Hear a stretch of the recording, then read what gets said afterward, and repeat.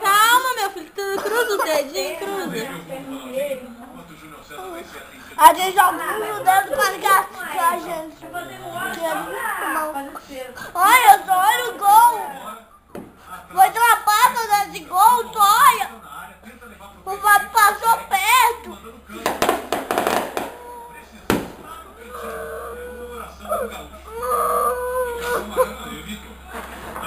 Ô, meu filho, fica assim não. Cruzeirante doente aqui. A gente dá dó, tá? De toda vez. Como é que é? Eu sabia que quando ele ia perder, eu falei com meu avô. Essa desgraça.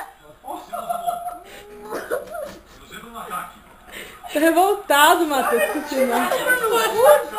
Eu vou começar a correr com o sertãozinho. Tirado do chão.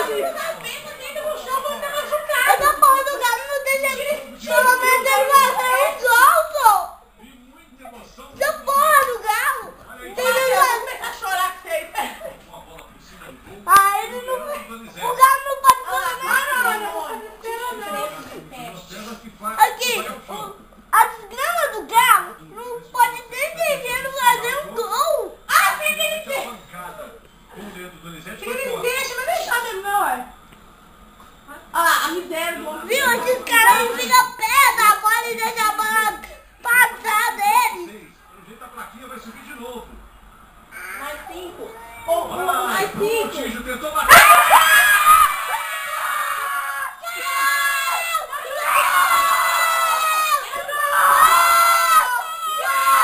Fez um gol.